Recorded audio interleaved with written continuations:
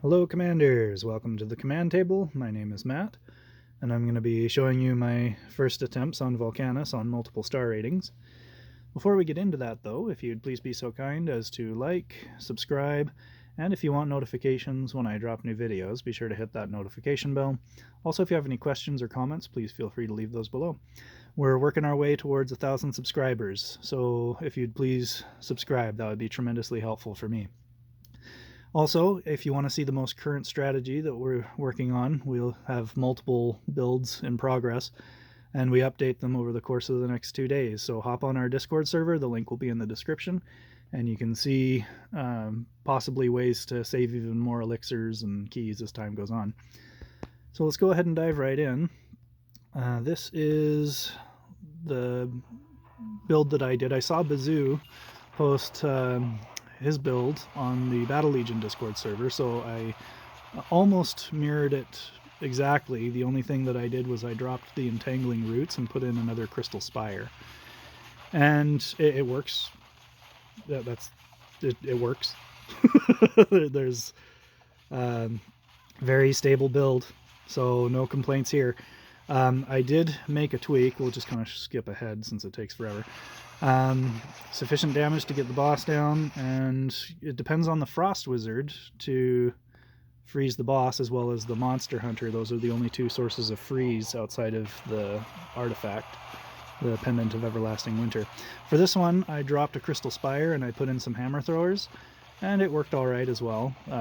Not too much difference there, so really not much to comment on. But the next one that I did, I'll just skip ahead so you can see I got the heart.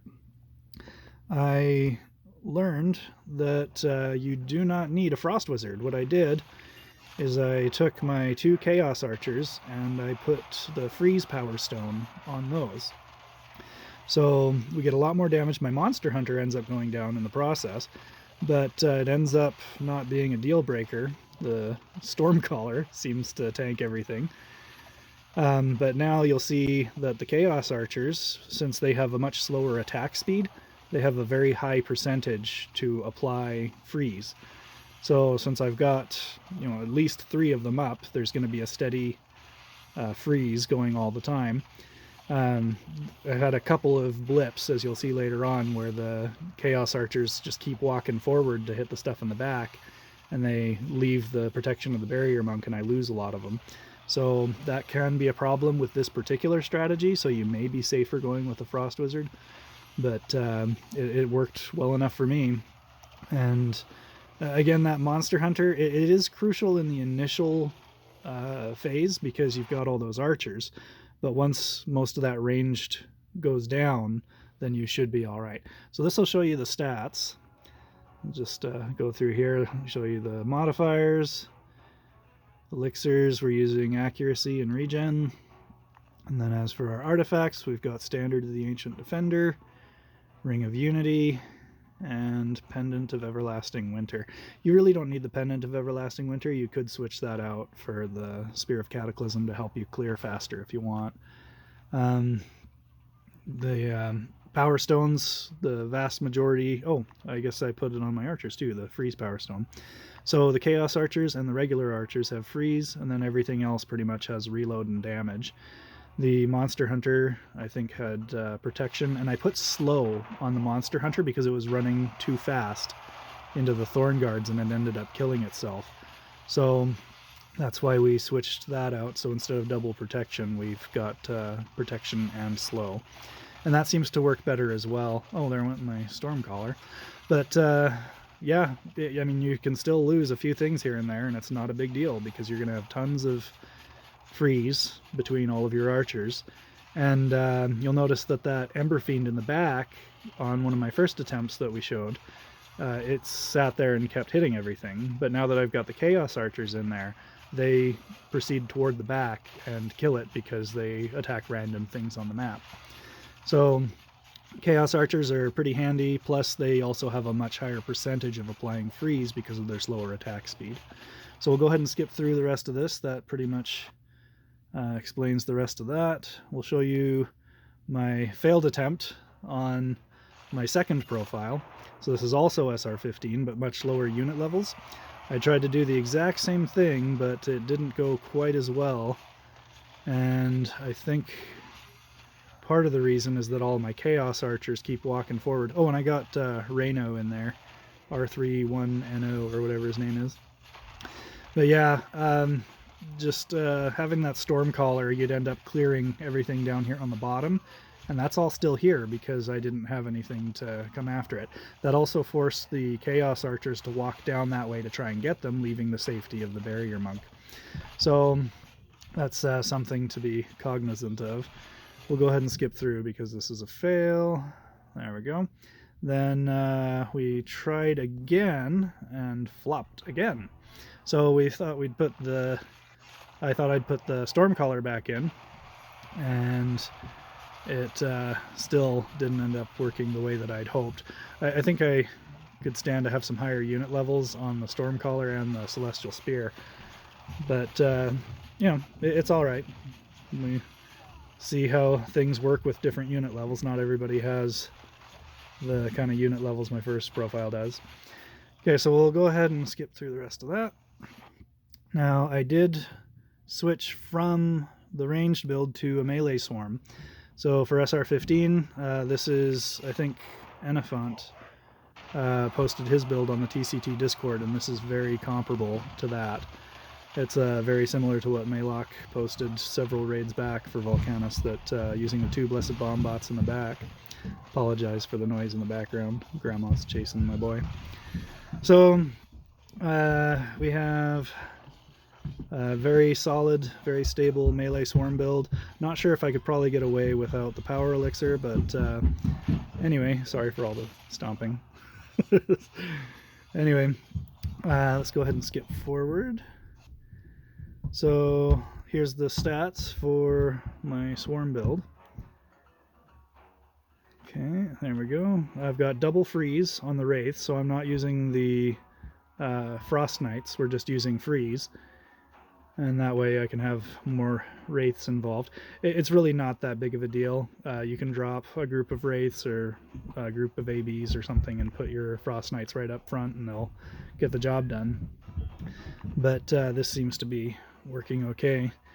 I prefer the freeze on the Wraiths as opposed to any of the other units because they have a much higher percentage chance on hit due to their slower attack speed to apply the freeze. Okay, there goes the freeze, and we've got plenty of units with those Blessed Bomb bots bringing everything back to keep the Frost Lock on him. And it goes all the way to the end. So we'll go ahead and skip through to the next one. So here is the swarm on SR12. I went ahead and used the Frost Knights just because I don't have as many high-level units on this, so I figured might as well just utilize the Frost Knights and focus the actual damage units on damage rather than replacing the damage stones with freeze stones.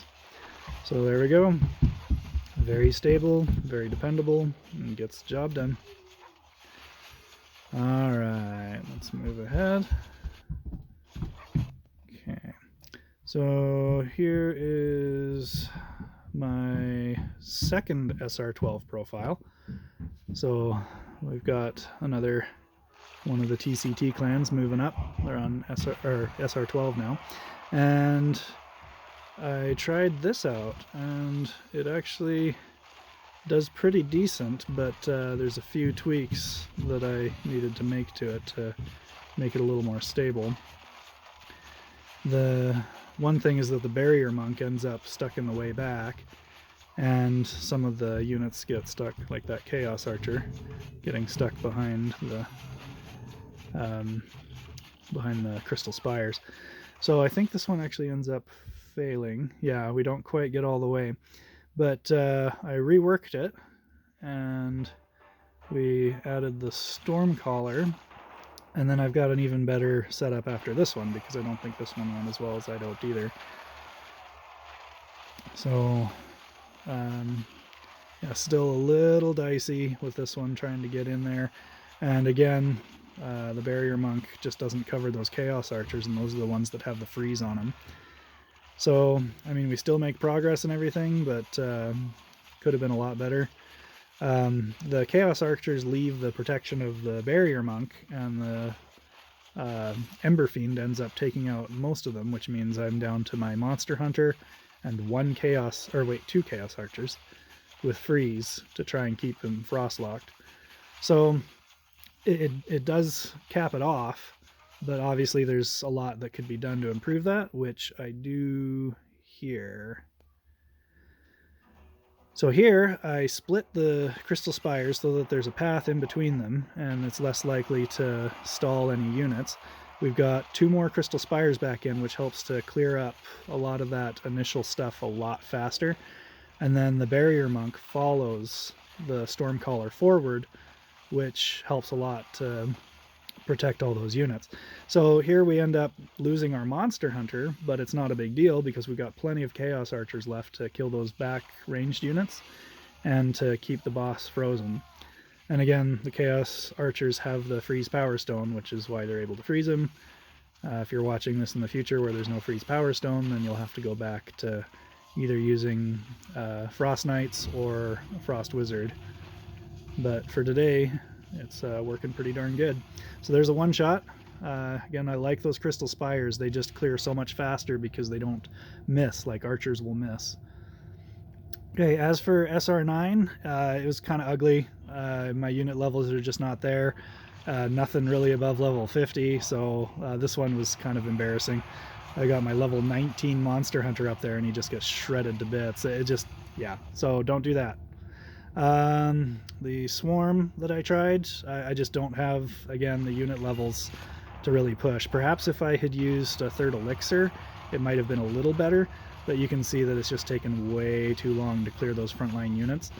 There is the possibility of using a build like Evan was using a couple raids ago, where you use the bomb bots to clear that front line, and then the rest of your units can swarm through to the back and clear through the ranged much quicker.